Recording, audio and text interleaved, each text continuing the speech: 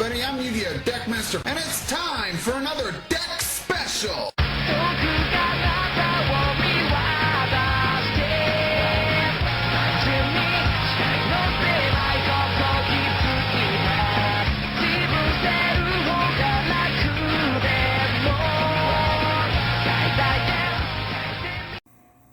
Hello everybody, I'm Yu-Gi-Oh! Deckmaster 41. You can call me Jason. I'm here to bring to you my Labyrnth deck profile for the December 17th Fort Worth, Texas Regional. This is what I'll be taking. Hopefully I do good. I took the ideas the OCG put into play, and I tweaked it a little because of course you can't have XC here. Tweaked it a little, and this is what I've come up with. I feel it's a really good build, and if you agree, let me know down below. Comment, rate, and subscribe, and let's get started with the deck profile. I'll explain as we go. Of course, we're going to start off with 3 Lady of the Labyrinth. For those that don't know, this is the newest card to be released, Darkwing Blast. It has the effect that if a normal trap or a labyrinth effect was activated in the turn at any point, so even if you don't have this card in your hand at the time, at any point, if a normal trap or labyrinth effect was activated, you could special summon this card in defense mode. While you have a set card on the field that's monster, spell, or trap set face down, it cannot be targeted or destroyed by your opponent's card effects. And once per turn, if a normal trap is activated, you can chain her effect. Like Paleo's chain to traps, it has to chain directly to that trap, and if it works, you can set 1 normal trap from your deck. Any one you want. She is God tier. Period. Then, of course, to help you search out, you got triple Ariane, the Labyrinth Servant. When normal summon, she gets you a Labyrinth card from deck. Or, because you can only use 1 effect per turn, if a monster leaves the field by a normal trap effect you control, you can draw 1 card. And then, if it's a fiend, special summon it from your hand, or if it's a spell or trap, you can set it. I don't mind the cat. He doesn't like me talking. You know that for if you watch past videos. And then, that's it on Labyrinth monsters. 1 Labyrinth Cuckoo Clock. You search this out, and at any point in time you can discard it, and if you control Labyrinth, you can activate a normal trap that was set this turn, including set by the effect of Lady. So, basically put, if you have Lady, summon her, activate Welcome Labyrinth, summon out her, search this, and you would chain to Welcome... Shut up! You can chain to the Welcome Labyrinth with Lady and set anything you want, and then activate it that turn. And this allows you to basically kind of get anything you need in the moment. You only run 1 because getting this thing back you cannot do in this. It has the effect that if a Labyrinth card or a normal trap would require you to discard a card, you can add this back to your hand. I don't have any of those, but it's easily searched, and it's a 1 of activate. It's basically like a Temple of the King for 1 trap. Then, of course, no Max C. But, oh my god, there's so many tier elements running around. How do you handle them? With triple Magnemite and double Worm. That's how you handle it. Banish a light or darks, and if your opponent controls a monster, you can do it as a quick effect to special summon these cards. This, during the end phase, lets you get any dragon from your deck or grave to your hand. And this, if it leaves the field, can send a special summon monster your opponent controls to the grave. Cool part is you only need 2 of these because this can recur from the graveyard. And that is it on monsters. 12 monster count. Lowest I've ever done. Then you got 1 Labyrinth. I know it's mandatory to run 2, and I do run a second in the side, but I only run 1 in the main for spacing issues. I wanted to keep it at 40, so there we go.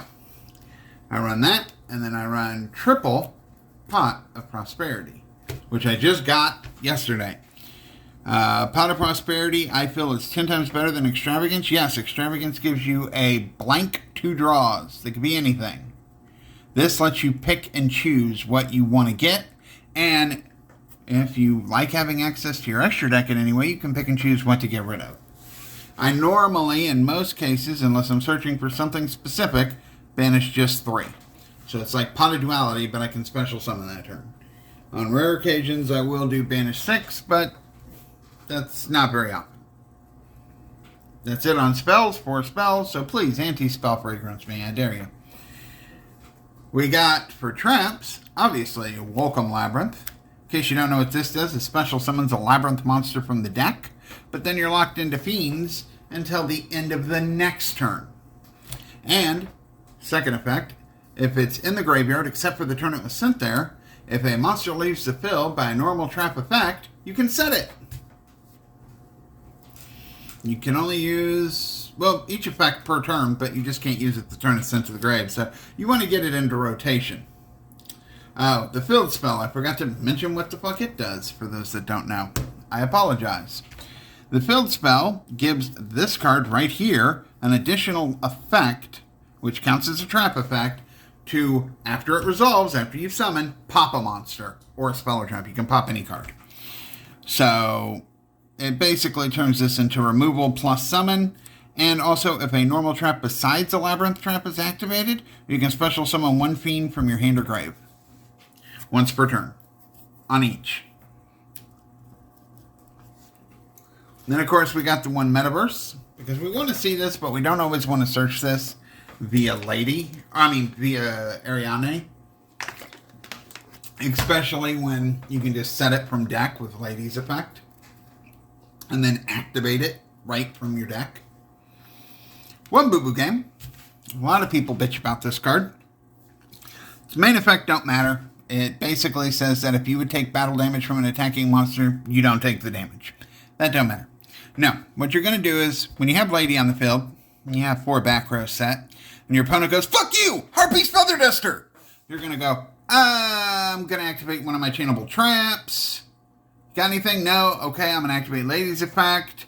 Set Boo Boo game. Chain resolves.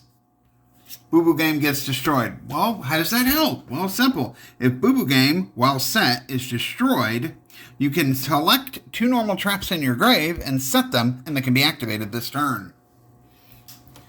Since mostly all I run is normal traps, you activate 1 chainable one and bring back the other 2, or whatever. Use what you can in chain to the destruction, and then bring back the 2 you didn't use. And this just kind of protects me. It gives me a 1-card protection in case Harpy's Feather Duster, someone's maining Lightning Storm, or maybe they have a full back row destruction effect in their archetype. Also, this will work with Eradicator Epidemic Virus. If they call traps, they do get to look at it, but then it goes back to being set, and it's destroyed, and therefore can reset some cards. I won't be able to stop the cards I lost in my hand, which most likely they would have been set, and I won't be able to stop what cards I lose for the next 3 draws, but at least I'll get 2 back. We run 1 Trap Tricks. This is something you want to do if you didn't have to use Lady's effect. During the turn, you can activate one of your traps to bounce, and then use the effect to set this. On your turn, activate it. You set a trap with this and a trap with Lady. It kind of gets you the ball rolling back in. We got a double Eradicator Epidemic Virus. Yeah, that's right. We're maining this bitch.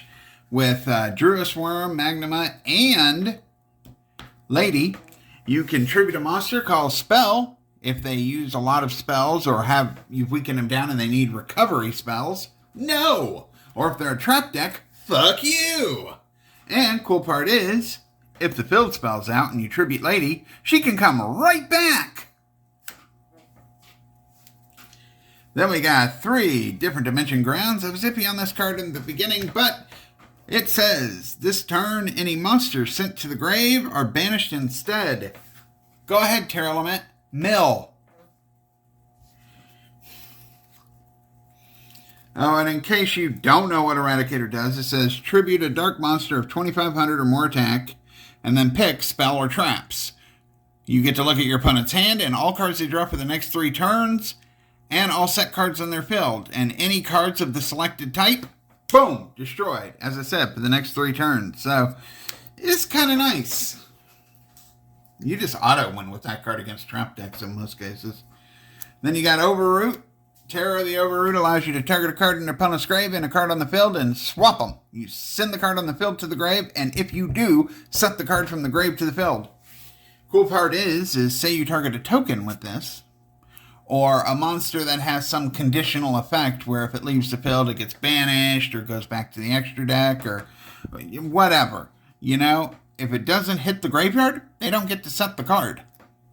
And this can get rid of spell, traps, and monsters. So you can take out their strong monster and put a flimsy spell that they may not be able to use up. It is once per turn, though. That's why there's 2. You got 2 Dogmatica punishments. Going to send an extra deck monster, pop a monster with equal or less attack. Normally you'll send Intis to get a double pop, but sometimes Garua to get a draw, if they're weak enough. You got Triple D Barrier, because right now Terra Elements is running wild, and calling Fusion just wins you the game. This lets you declare 1 monster card type, Ritual, Fusion, Synchro, Xyz, or Pendulum, and for the rest of the turn, neither player can special summon monsters of those type, and all of those type that are face up on the field currently have their effects negated. Normally, you're going to just say, Fusion, and they're going to go, well, I can't do anything. Or Synchro, if it's like against Sword Soul or some shit. And of course, we got Triple Compulse. Yes, it's a 1-for-1. I know this. I don't care. It is easy spot removal that just bounces something back to hand. And then, I was running a Floodgate, but with the dragons and fiends in the deck, things like Rivalry hurt me. They all are dark, so Gozen could work, but Gozen don't do much. And there could be only one, really just doesn't work when spamming untargetable and unkillable lady 2 to 3 on the field at a time is the goal. So, I went with Triple Solemn Strike. Pay 1,500, negate a special summon or a monster effect, and then destroy it. I believe that's 22 to 24 traps. I can't remember. 4 spells and 12 monsters. It is a 40-card deck. We'll go to extra deck. I'll go through that real quick. We got 1 Garua. Only thing that matters with this card is when you send it to the graveyard, you get a draw card. 1 Intis, 2 Intis. The only effect that matters with this card is when it's sent from the extra deck to the grave with punishment, you get a pop into the card. 1 Durgus, the Timeless. This is in rare cases where you either need to draw or go for OTK or resurrect something. It takes 2 level 4s. Ariadne is the way you're going to do it. It is a fiend, so if you get fiend locked by Welcome Labyrnth, it ain't going to hurt you. So you get 2 Ariadnes on the field, you go into this, you detach. You can do 1 of 3 effects. You can target a monster, it gains attack. Let's see. I'll go ahead and just read it, yeah. Skip the battle phase of your next turn, also double the attack of 1 monster you control until the end of the turn. Or, skip your main phase 1 of the next turn, and special summon 1 monster from your grave in defense position. You won't use that one all that often. Or, skip your next draw phase and draw 2 cards and discard 1. You can only use his effect once per turn. So you either draw or help you OTK. If you're not fiend locked, you got access to Abyss Dweller. Detach, your opponent can't activate monster effects in their graveyard. If you're locked under the fiend lock, but you need a couple turns, you can go Baguska. It's a fiend in defense mode. It's a defense effect is really all that you ever use, but I'll go ahead and read it. Once per turn during your standby phase, you must detach 1 material from this card or destroy it. It's not optional. If this card's in attack position, it cannot be destroyed by your opponent's card effects, and your opponent can't target this attack position card with card effects. While in defense position, change all face-up monsters on the field to defense position, also negate their activated effects while they're in defense position. So basically, it becomes a Swords of Revealing Light for 3 turns, where they can't attack and their monsters are switched to defense with effects negated, or you get an untargetable, unkillable 2100 attacker. Now, because you run enough Bestials, If you got to break a board, I thought about going, because I don't really have anything I'm going to send to the grave with Beatrice, so Gauntlet Launcher. Simple effect. Detach a material, destroy a monster on the field. Not a card, it's a monster. Not once per turn, though, so you can detach one, pop, detach the other, pop. Get to kill 2 monsters with 1 card. And then, of course, we got Willow, Fonder of the Drudge Dragons. Takes 2 level 6. Actually, I think it's 2+, but you'll probably never go that route. And he has a quick effect. You can target a card in your opponent's grave, and then either detach 1 material, shuffle it back in the deck, or detach 2. And if it's a monster, summon it to your field and either face up defense, face down defense, or face up attack. And if it's a spell or trap, you can set it to your field. And you can only use his effect once per turn. This lets me just steal anything out of my opponent's grave or shuffle away resources. You know, either or.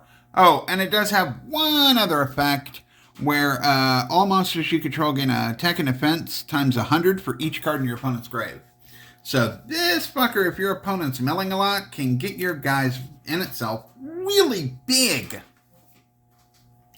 I got 1 Linkuriboh, or Linkuriboh. Its effect is you can quick effect tribute it to negate trap, I believe.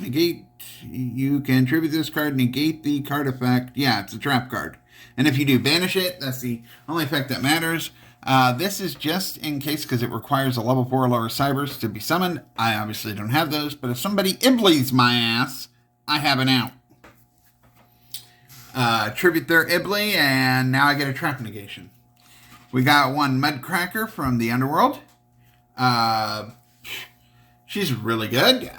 You can, if a monster you control be destroyed, you can tribute a fiend monster instead.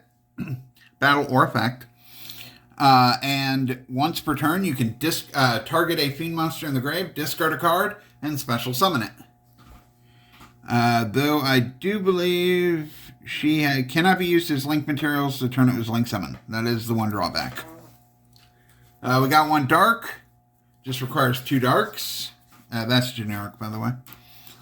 Just requires 2 darks and lets you special summon a dark monster from your opponent's grave to an arrow it points to. And if killed by battle, I can add a dark monster with 1500 defense or less from deck to hand. I believe the only target I'd have for that would be Cuckoo Clock. Because she's 21, and all the big ones have way too much defense. But hey, it can get something. 1 Nightmare Phoenix, you discard a card, target a spell or trap, destroy it. 1 Nightmare Unicorn, target a card, discard a card, spin it back into the deck. Link Climbing Utensils for 1 access code. Requires 1 link at least. Well, 3 effect monsters, 2+ effect monsters, and you need to use 1 link. Its first effect, when summoned, you can target a link monster that was used for its summon. It'll gain 1000 attack permanently times that monster's link rating. So usually you'll use Unicorn, so it'll go to 5300.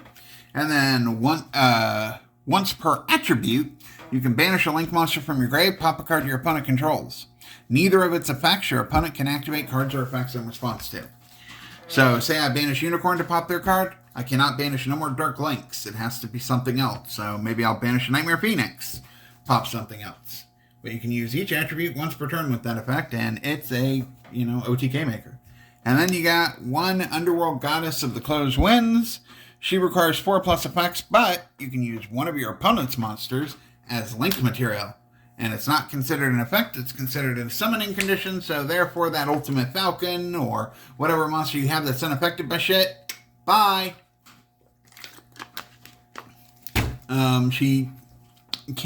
She's unaffected by all card effects that don't target her. She can negate the effects of all face-up monsters the opponent currently controls when link summoned. And once per turn, when your opponent activates a card or effect that special summons a monster or monster from the grave, quick effect, negate it. And that's it. A lot of detail for that, sorry. And then we'll end with the side deck. When we're going first, we're going to cut down the Bestials to 1 Jurisworm, 2 Magnamuts, pop in 2 Lord of the Heavenly Prisons.